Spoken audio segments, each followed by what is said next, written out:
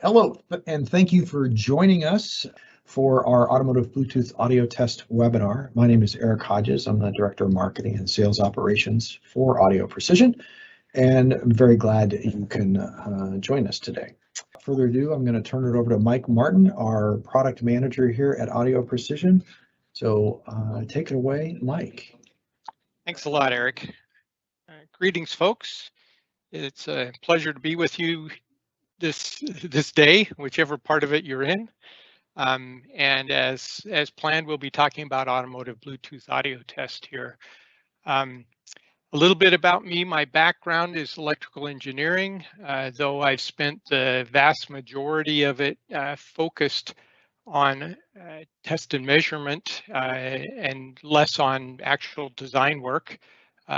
Great chunk of my career was spent as a test engineer, and so test is near and dear to my heart, and this particular technology is interesting. It's used in a lot of different applications, and we'll be focusing here today on automotive Bluetooth. So with that, let's go ahead and get started. As soon as I redirect my screen.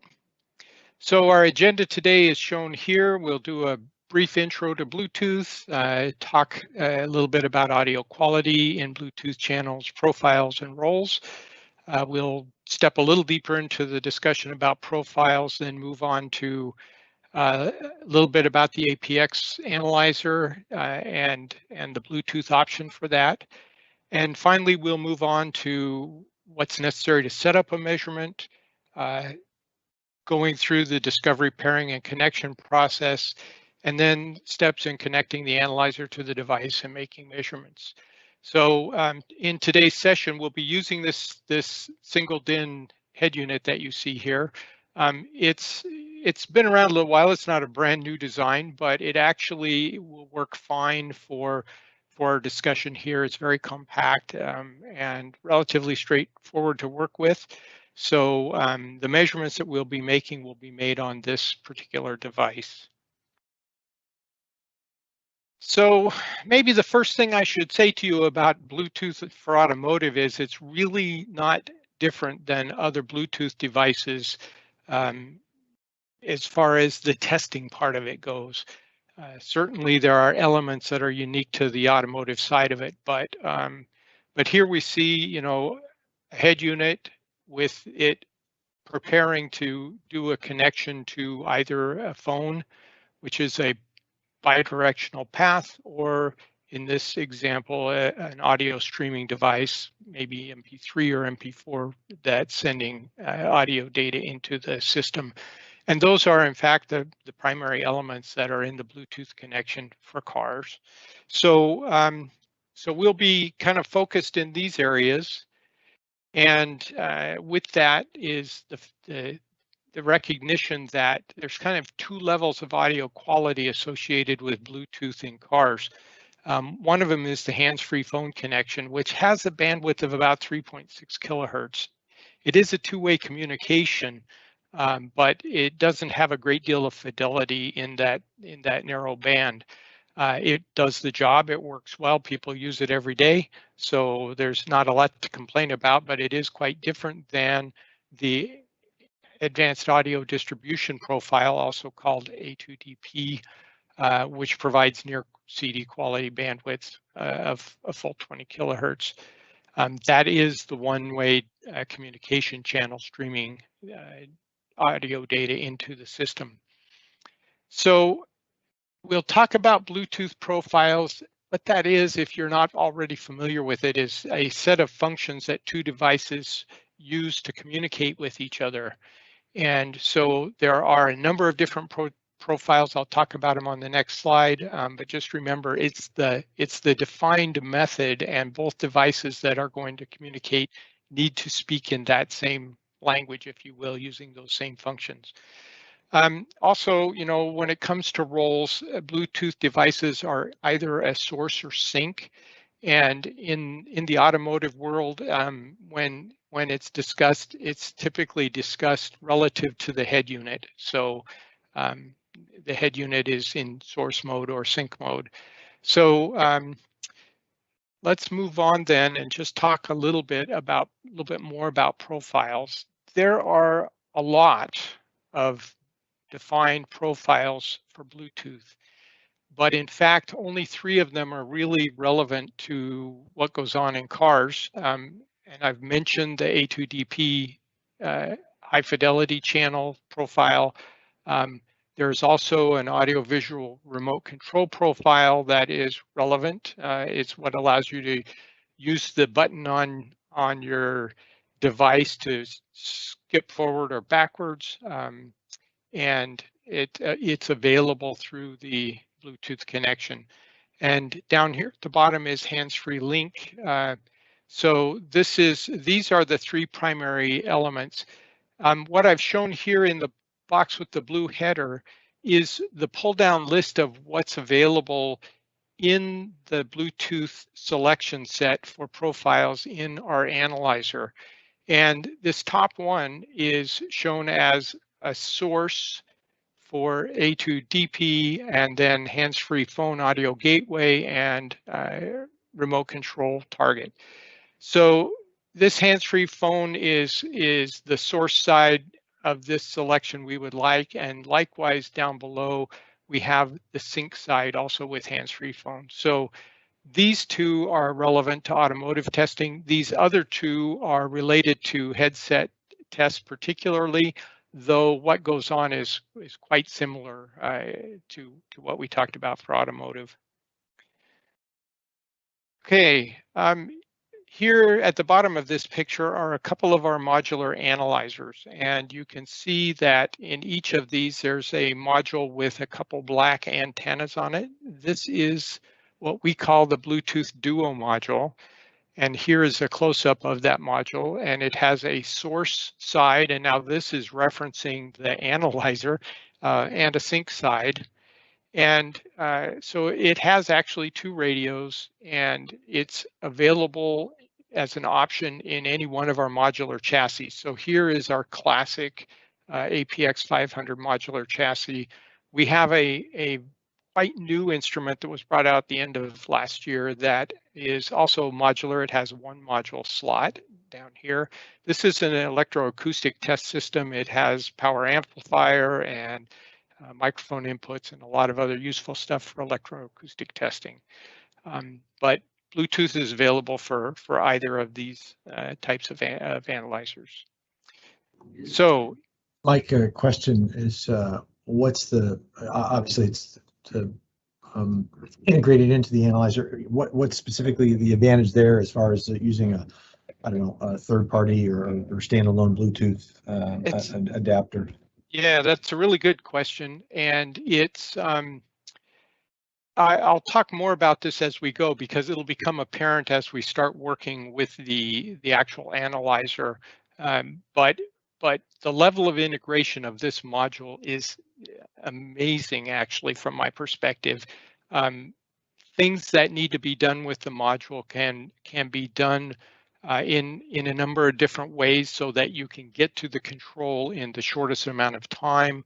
And this device, whether it's acting as an input or an output, it acts and behaves like any other of the modules that we produce, which means it's just another source or sync, another part of the system, and there's nothing that feels poorly thought through or not really purpose planned like this module is.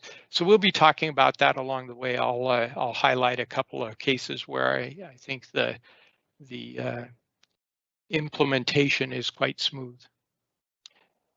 All right, so as you move towards starting to get ready to make measurements, maybe the first thing to say is that you should know about the DUT, the device under test that you plan to test. Everyone has its own personality and control process.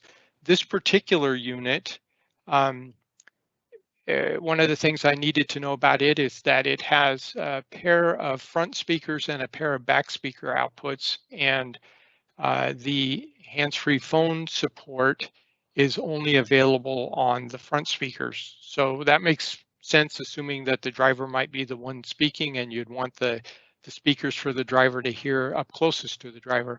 And so that was one element that was important. If I had picked the wrong set of outputs, I wouldn't have ever been able to measure the hands-free phone output signal.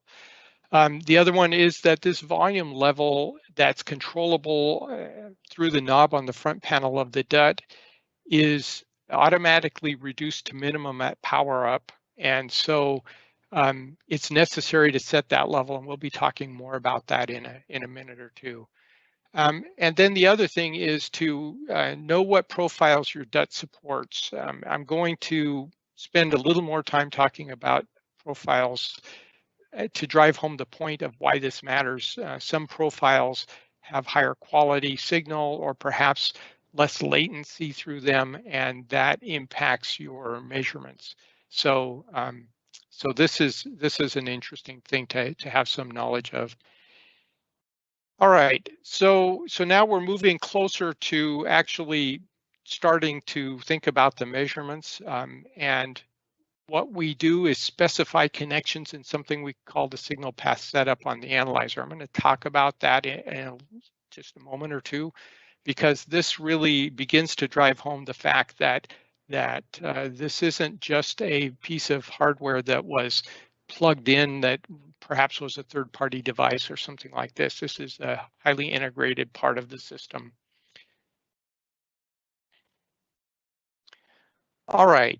You likely know from working with your Bluetooth speakers at home, or perhaps you've already done a lot of this testing. There are really 3 steps that need to be done in order to connect up to a device before you can make any sort of measurements. And so the connection process is basically a discovery process where the analyzer scans the area and lists any Bluetooth devices that are not hidden, undiscoverable. And it may well be when we take that step here in the demonstration that you'll see other devices besides this particular unit that I'm planning to do some testing on. Once you've gone through the discovery step, the next step is pairing, and it's pretty straightforward. You hit a button and the 2 devices kind of handshake across with each other and complete that process. And once they're paired, then you make a connection to the device and you're ready to do some testing. So these are key steps, and it's really easy to forget or miss part of it, or get halfway through a process and want to stop at a point and restart it at that point, and you might find that you need to redo this process in order to get back to a known state. All right, so here's some status indicators. You'll see these on the actual analyzer display in a couple of minutes, but I'll talk through the fact that there is a status indicator for both output, shown here, and input, which I'll show you on the next page. And this gives quick at a glance information about the state of the Bluetooth connection. In fact, or any other kind of connection. We could potentially have a PDM output or something if we're testing different devices. But in this case, we would see that the output was set to Bluetooth. It would have a device descriptor. It would tell us what mode we're in, whether we're in A2DP or HFP. And if we're in HFP, then we have this SCO, and it is either in a state of not connected or connected. And if you see the big red bar on the screen, you won't be able to do any testing until the device is actually connected and going. So we'll talk about opening SCOs as we go along here. And this second line shows what it looks like when everything is copacetic, when it's all working like it should. And so it tells us the same information we saw up here. It tells us which codec is being used and the sample rate. So SCO, which I mentioned up above, is synchronous connection oriented link. And it's a process used for voice data transmission. CSV is a continuously variable slope delta modulation codec There are lots of codecs for different purposes. This is one example that's used in Bluetooth, maybe the most common for hands-free phone work and headset work. And finally, there are codecs, and codecs are the process to reduce the streaming data down into a form of information that the A to D converters and D to A converters can handle to make real values that can turn into a waveform. So codecs are the process in between the radio and the ADC or DAC to convert the data into the necessary form. Hey, Mike, in regard to the SCO, Yeah. if you're testing a Bluetooth device that was not a phone, Yes. did not require HFP, HSP profiles, but was just A2DP for streaming music, is a SCO connection still going to be required if you're testing that? It is not relevant in that Okay. case. Good question. Yeah, it's only related to hands-free phone connections in this case. And so this is, and it's worth mentioning that a really easy mistake to make is to not make the connection with the SCO, not open the SCO, and then try to go on and do a test, and things won't work right, and you won't be able to understand until you glance back at the status indicator or other measures to determine that that's the problem. All right. Here is an example of the full monitor status indicator bar, and it's showing that we have an output is an analog unbalanced 2-channel connection, and input as Bluetooth with a new device that we haven't talked about, just a different device. In this case, we're doing streaming audio, and it's a A2DP connection for the profile. The codec is SBC, and the sample rate is 44.1 kilohertz. So this is what you expect to see, is a lot of nice green information across here. If something's red, there's a need to stop and look at it. And it's probably worth mentioning that SBC is a Bluetooth special interest group. It's referred to as the Bluetooth SIG.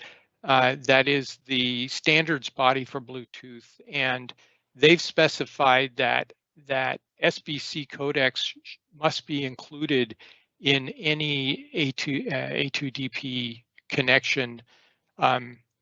It's possible to use other codecs that might have better performance, but this is a single codec that must be in the system for any device to use that might want to do streaming audio.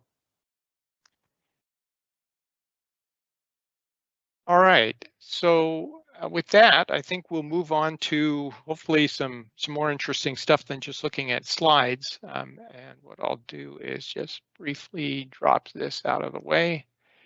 And what you see in front of you now is the user interface for the Audio Precision APx 500 analyzers. This software is compatible with a broad range of analyzers, starting down at relatively low price and performance range, and going all the way up through our APx 555 industry-leading performance unit.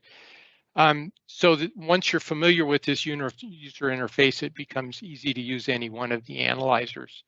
I'm going to take a few minutes or a couple minutes to just introduce, for anybody who maybe hasn't used this software before, what the layout is, so that you get some better comfortable feeling about what's here.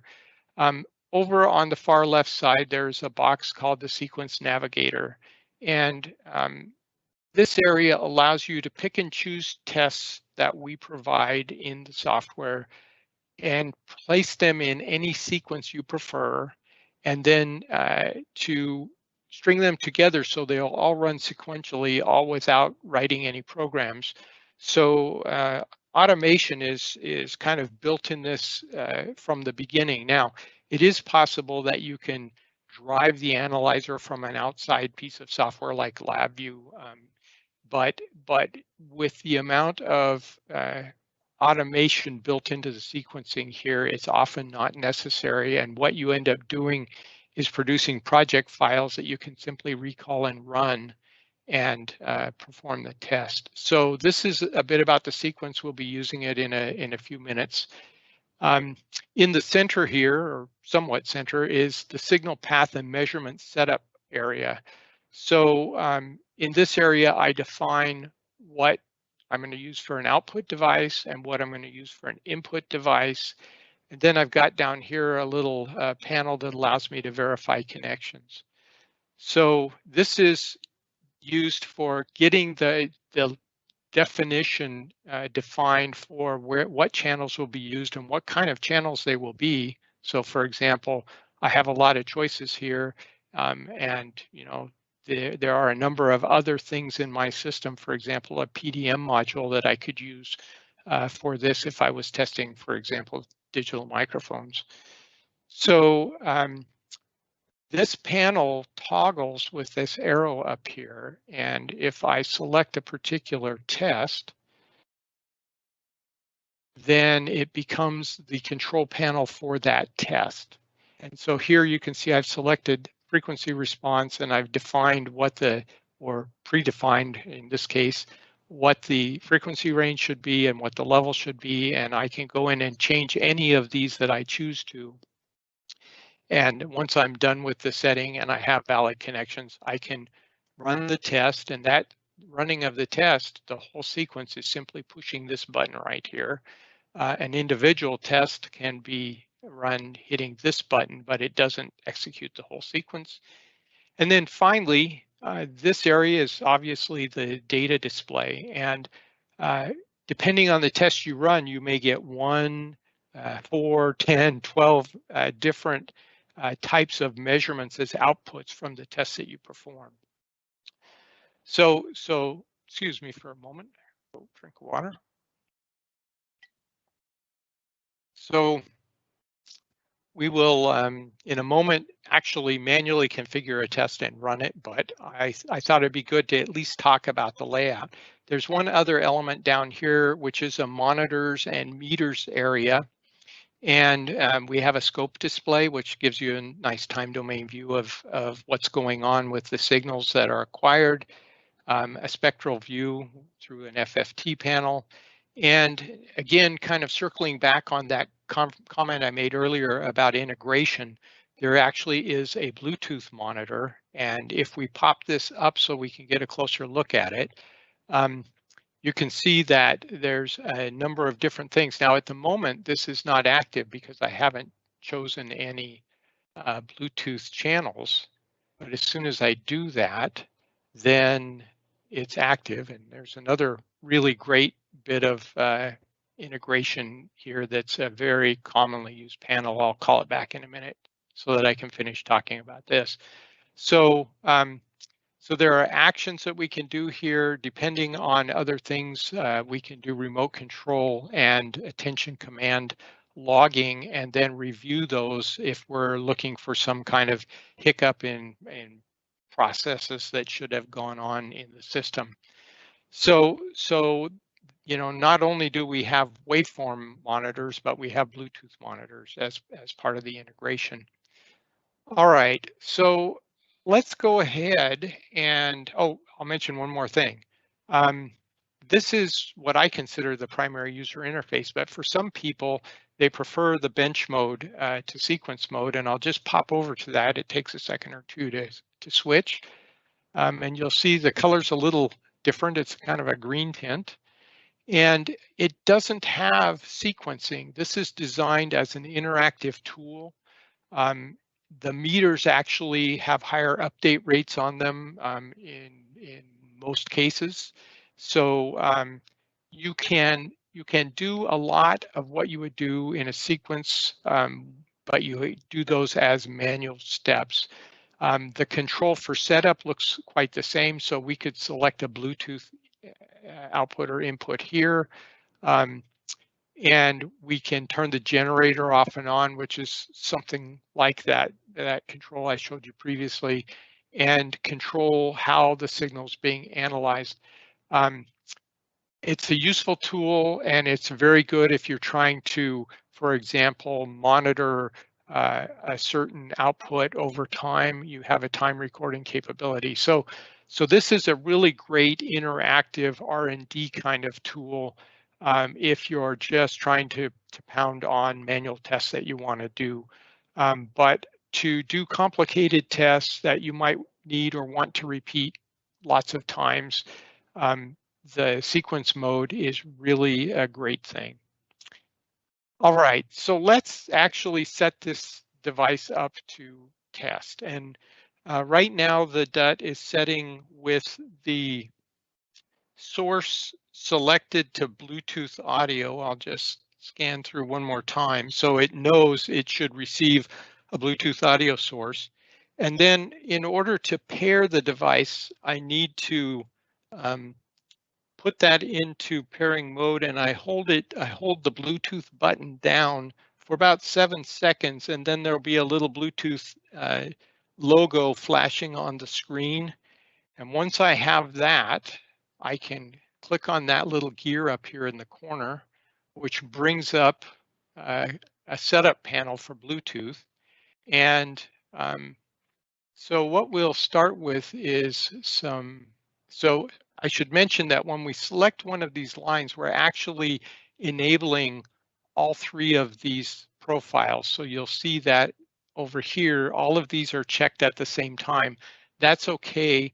The analyzer can be told what mode it's going to be in during the test process, and it'll automatically resort to the proper profile. So next we'll scan for devices. And this Bluetooth speaker is probably mine here in the room. I don't know whose phone this is. Somebody's near enough by that I can see it. I'm not going to try to pair to that.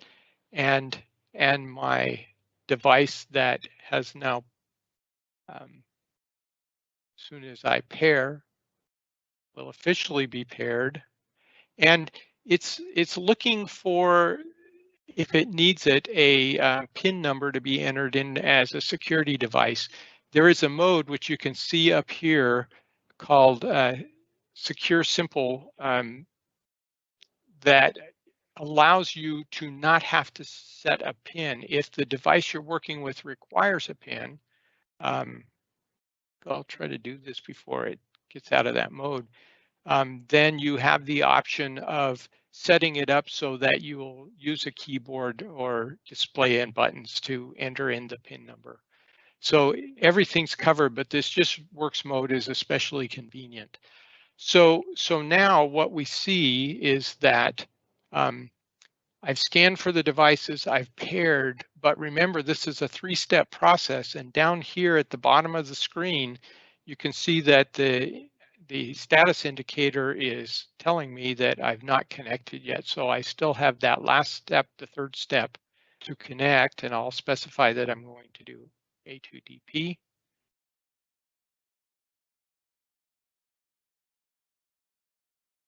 All right. And so at this point, we have the system connected, and it's able to send an output stream into the device under test.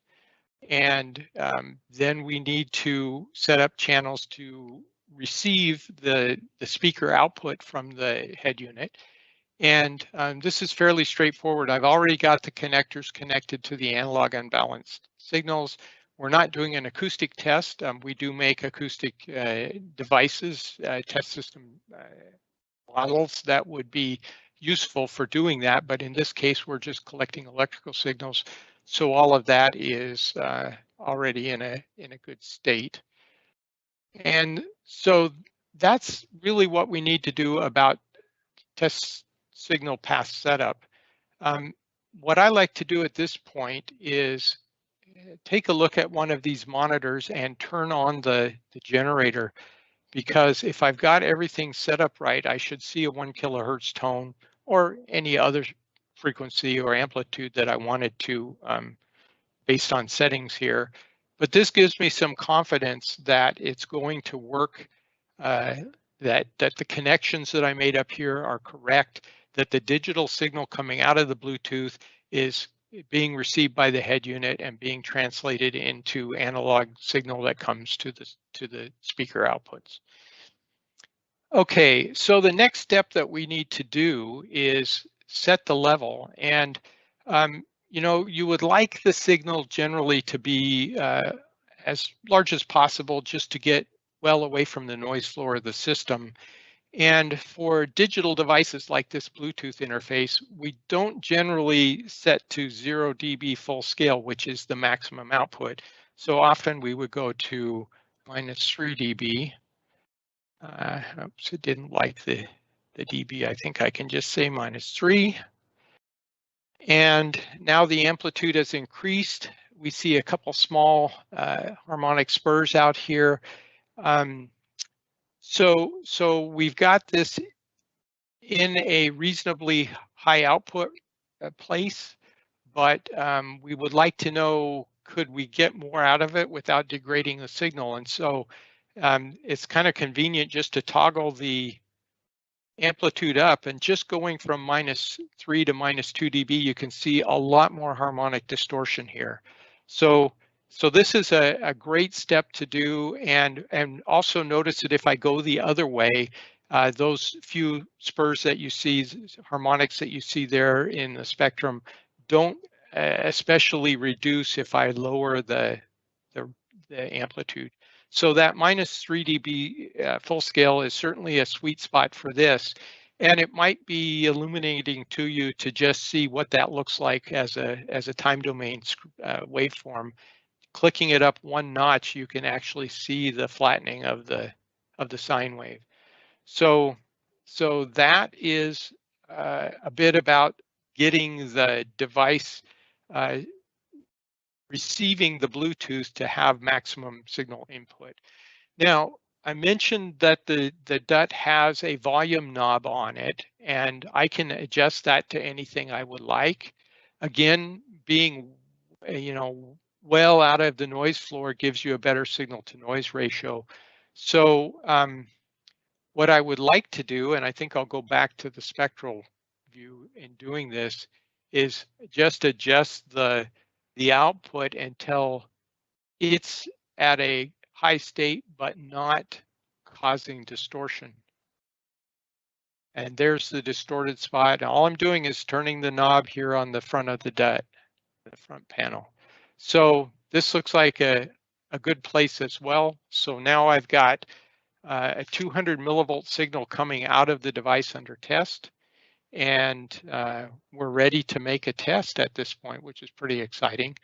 So what we'll do is select a new test, because these tests are okay, but I kind of like to run a continuous sweep, a chirp frequency sweep on this. So I select our add a measurement menu, and this shows you all of the measurements that are available. You can also, if that's a little overwhelming, you can kind of pick categories that are related and look for the thing you want there. I can see that my continuous sweep is here, so I'll add that and close it. And now we've got a measurement setup in front of us. So we talked about the fact that we'd like to test this at -3 dB. So I've made that setting here, and we've now got the right connection, and we've got a test we'd like to run. Let's go ahead and run it and see what happens. Now I could click on this button and run the sequence first, but I'm going to just do a quick test by hitting this start button, and it will run only that one scan. It produced a lot of results. You can see the frequency response plot here, and then thumbnails for a lot of other results that come out of this test. And this isn't anything at all that we would expect to see. We would expect to see a roll off down here, low frequency, come up somewhere around 100 or 200 hertz, stay really flat until just before 20 kilohertz and drop off. So something has gone desperately wrong here, and now we need to figure out what that is. So what I'm about to show you is maybe the best tip or trick I learned about troubleshooting things in the system here. So in amongst all of these results is an acquired waveform display, a time domain waveform display. And there are two things that really jump out at me here. The first one is this oddity, right here in the sine wave. Normally we would expect a very slow startup that would be completely continuous and be continuous right up to the point it ended the sweep, and then you would see a decay down to a very quick decay down to zero signal basically.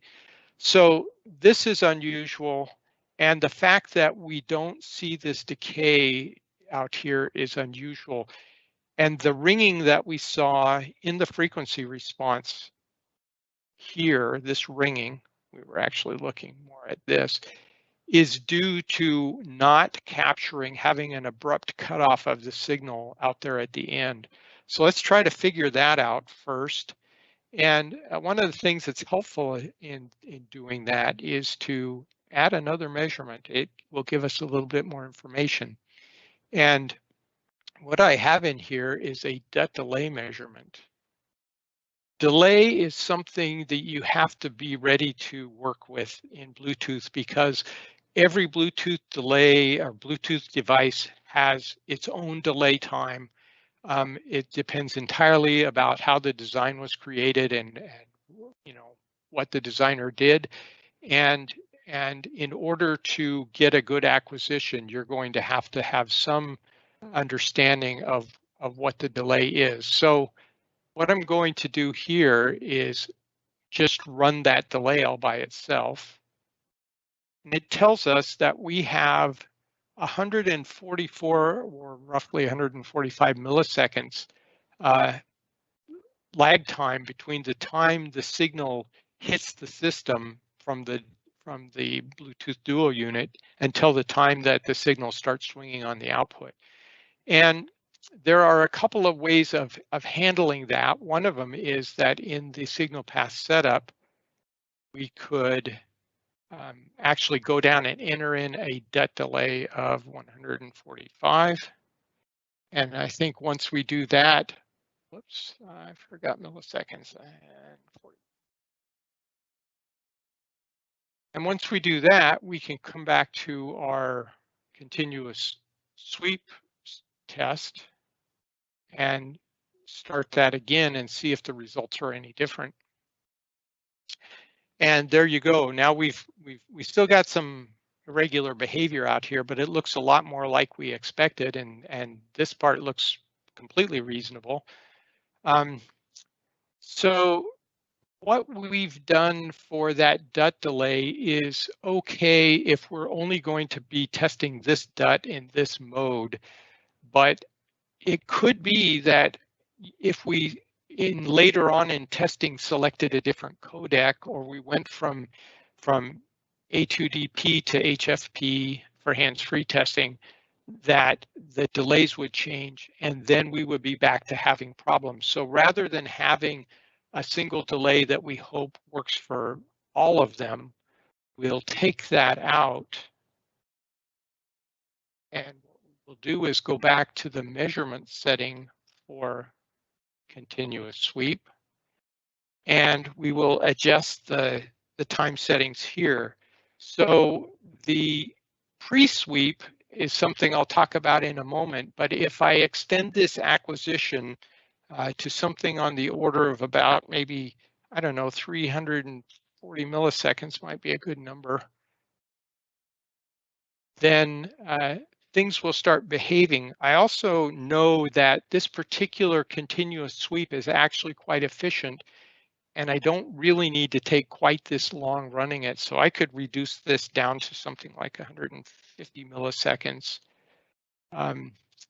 And this will, I think, still allow the sweep to go out to the 20 kilohertz range, perhaps a little bit unusually, but it's there.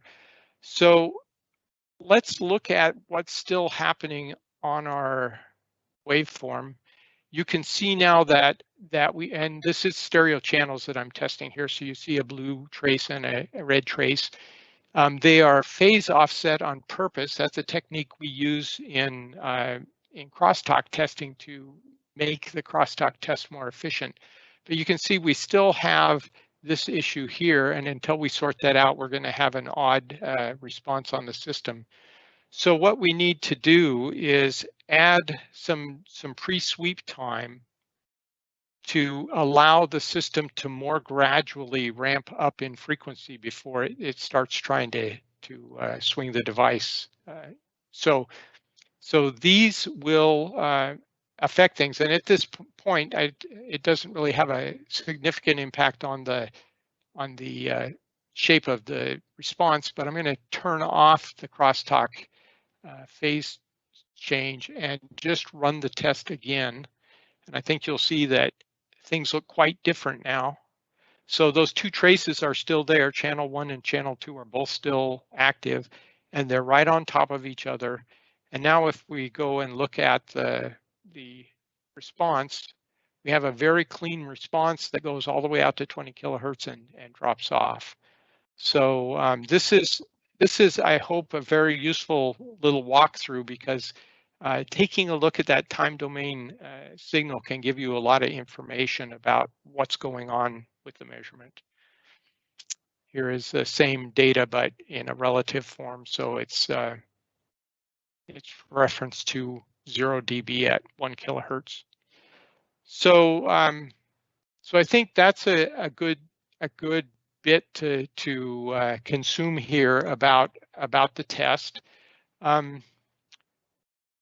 But I think what I'd like to do now is talk a little bit more about sequences. And all of the process about signal path and setting up for the tests inside sequences still is the same from what we've talked about so far. I think what I'll do is start by loading a project that I already have. And in fact, I want to go to Open Project. And here I've got a number of projects. I'll grab this top one here. And I don't need to save that nice test we just created. I'll set that aside. And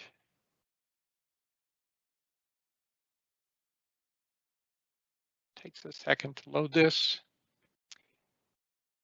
And I will minimize the tests themselves and just show you how this sequence was structured, and begin to give you just a small feeling for how efficient and well laid out this is, and also how much work can get done inside these sequences.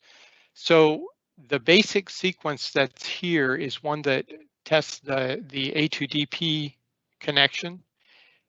It then goes on to check the hands-free phone sync connection, and in this case we're talking about the sync relative to the device under test. So this is inputting a Bluetooth signal and receiving the audio signal, and finally an hands-free phone source, where the device under test is the source, and we'll receive Bluetooth data from the test. Okay, so before we try to run these tests, I think what I would like to do is talk a little bit about a couple things. First off, one of the things that's a standard part of the software is the ability to produce reports on the measurement results. And this allows you to turn that off or on. When you're doing real testing, it's a really convenient thing to produce a document. It'll create a PDF that you can save away, or other formats of document.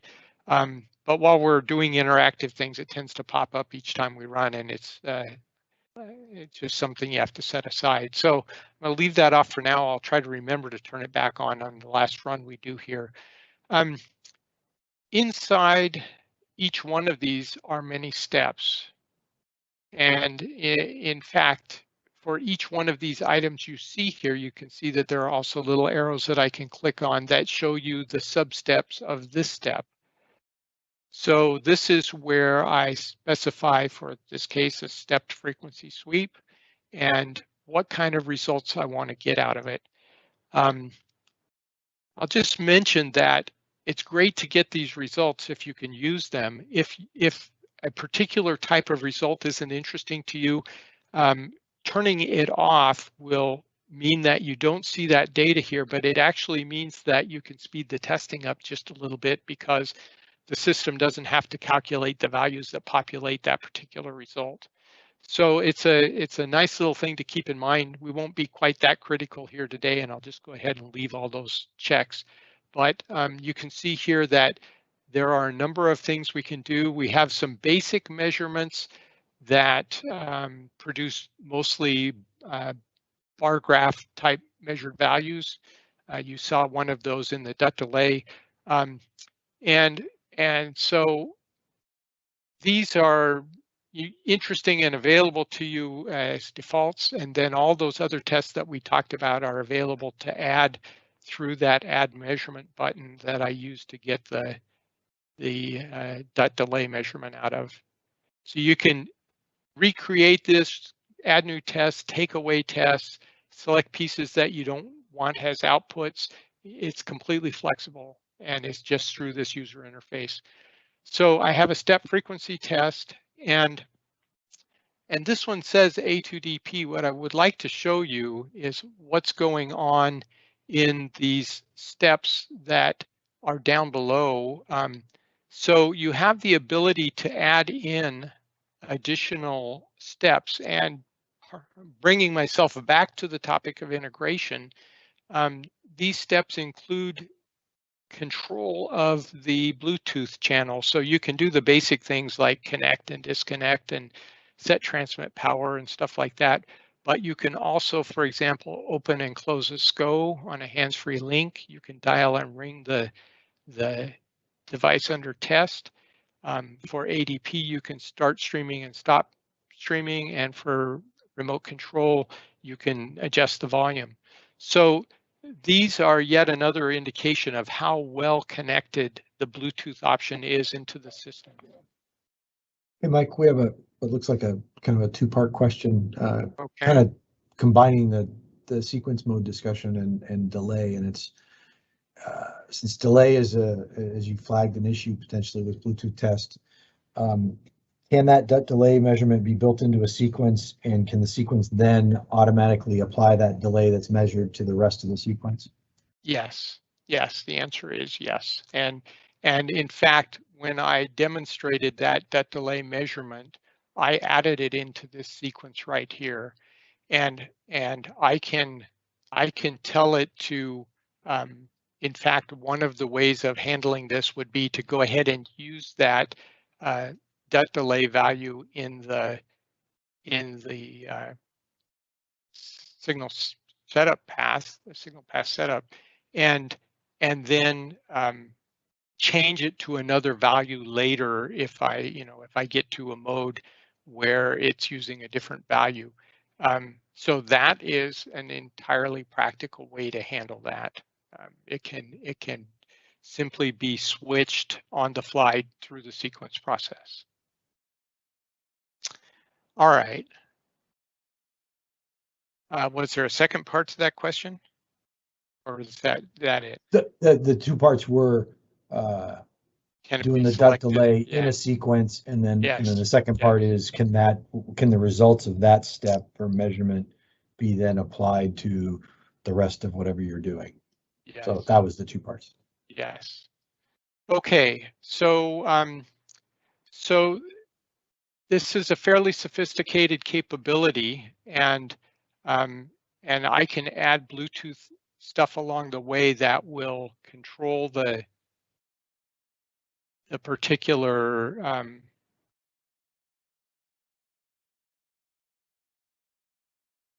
and I'm not getting what I want to see here. It must be getting late in the day. So here's an example. Here we're going from the A2DP setup that we used initially to hands-free sync mode. And here are steps that are directing the device under test to change modes so that we can continue on with a hands-free test. And likewise, when we're all done, we can actually we can turn off the SCO, and we can hang up the connection since we're using hands-free, and then it'll be ready to go in the next test for the A2DP mode that we would want to test. So here's the A2DP startup. So you see a command to start streaming, and here is in fact the measure and set DUT delay. So if I click that, it would automatically set it. At this point, I think I've dialed it in as a fixed value in the project, which is a perfectly fine way to do things. If, for example, you're on a test bench and you're testing the same type of device over and over again, you know, each one of those will vary a little bit from measurement to measurement and device to device, but it will generally be in some close ballpark. Whereas if you were in a condition where you were doing a lot of completely different kinds of DUTs in a day or something, you might just want to set it up as measure this particular device and then make the setting. All right, so we've got a little bit of time here. I will go ahead and run this, and then we can look at some of the output from this test. And I can either leave these all expanded, and just as a reminder, the items that are checked are those items that gets executed, and the items where the boxes are not checked are just skipped over. And so I'm in this first portion of this, the A2DP section, I'm going to do two sweeps, one a step frequency sweep, which is a relatively slow thing to do, but is kind of, I think, still today considered the gold standard for sweeping. And then I'll follow that with a continuous sweep, and we can just kind of compare them quickly as we go. And then we will move on to hands-free phone testing. We'll make these changes that are described here. And here you can see that, in fact, I do have the DUT delay set to change, because what I can tell you is that there is quite a different delay between hands-free mode and streaming audio mode on this DUT. And again, I've got, I won't need that DUT delay test in here, but I've got another continuous sweep element here before we move on into hands-free source. And here, those items that I showed you previously, again, I'm changing, I have the potential to change the DUT delay. I'll talk maybe once more about that when we're, I'll mention it now. One of the things that's interesting is hands-free sending a Bluetooth signal into the device is not so different than what we saw in the streaming audio connection, but when we're sending the signal in electrically through the mic input to represent the phone input, hands-free phone input, if somebody had a mic in their car cabin, then the signal propagation into the device is very quick, and there's some amount of time coming back out of the radio, but it's actually relatively short compared to the others. Okay, so and in each case, I've just chosen to do a frequency response because we can. I will say ahead of time that these aren't all picture perfect responses, and if I knew some more things about the design, it might make a little more sense to me. We can maybe glance at those here. We've got a few minutes remaining. So I've started the sequence, and it's asking me which device I'm going to test, and there's my device under test, Explode, XPLOD. So I'll select that one, and all profiles is still a perfectly good setting, and so I can click OK. And now it's getting into the A2DP test already, and we can actually watch it sequence through here if I can keep up with the system. So now it's doing the step frequency sweep, and again, this takes a little while, but it produces a predictable output, and much like you would expect.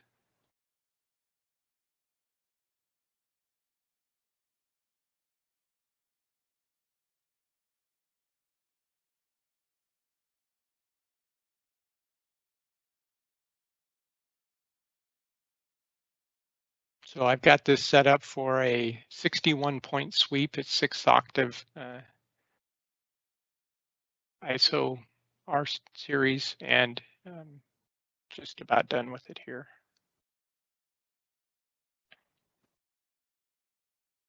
All right, so we've done that test. It's produced a number of different results, and now it's moving on to do the continuous sweep. And we're done with that. Actually, not that one. That was old data. It's going to make oh, that was actually the response that we saw. And what we just flashed through was a transfer function test. And now we've switched over to hands-free phone.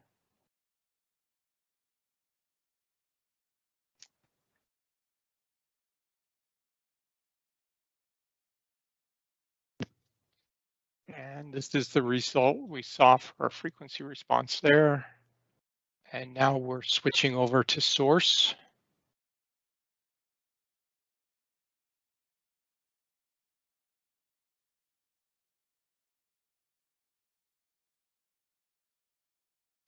This is maybe the most interesting of the response plots that comes out of this process.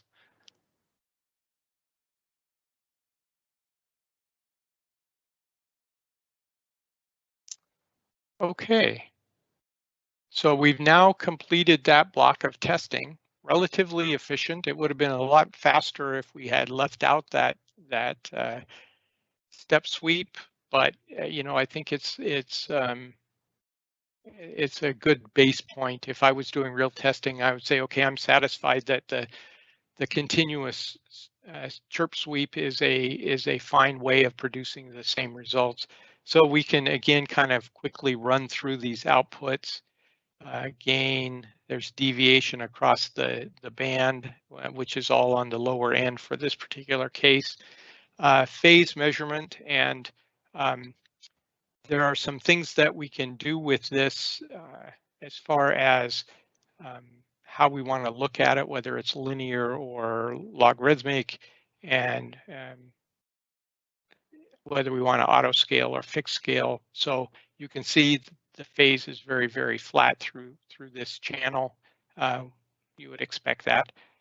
We've got a THD plus N ratio value showing here, and you can see through what would be considered probably the most of the usable spectrum. We're down here in the 0.1% THD, which is a good reasonable target to look at. So again, a number of other things, and what gets produced out here depends on the tests that you choose and whether you want to see these results or not. Here's SYNAD, which maybe most people don't look at. So these are things you can pick and choose from, and if you don't need it, then I encourage you to take it out. It'll make your testing run just a little bit quicker. All right, so there is that test. Here's our continuous sweep data set for streaming audio, A2DP, and you can see it looks quite similar to the step sweep. Really the same data. There's our phase here. I'll probably want to do this and auto scale. And so I can present this in a number of different ways, but I think this perfectly shows the linearity of the phase across the spectrum. If you're into group delay, we can give you that. So lots and lots of results. Let's move on here. We've now moved down into the hands-free phone sync test, and we have a continuous sweep for that one. And this is certainly a different looking plot, and one of the things that jumps out is it only goes up to 3.63 kilohertz, and that's the bandwidth you have. So You know, I don't know that all designs would show this kind of response. If some might show something else, but this is what we saw with this particular device for this test. So it's I think a reasonable display. Moving further down here, we now come to the test where we're having the microphone data come out to the Bluetooth unit. And what I see up here is a very well controlled bit of frequency response. And I guess what I see from this is that the expectation is the microphone is not going to have a lot of very low frequency content, and it's going to do everything it can to cleanly acquire in a range from 700 hertz to 3.6 kilohertz, and that gets passed through. So I was kind of surprised at that result, but I did it a number of times and played with a number of things to see if I could make any variation.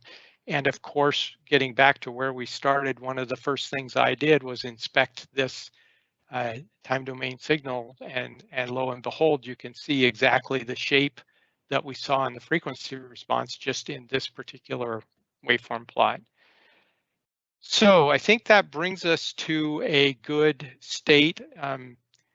We've run a minute or two past. I don't know if it's worth running the whole thing one more time. I think what I could do is turn off the step response up here, so we don't have to run that, and then very quickly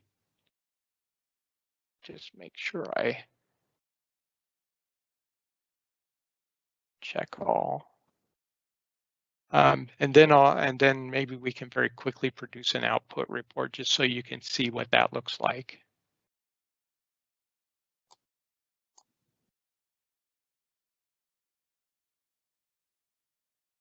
And Mike, while that sequence is running, Yeah.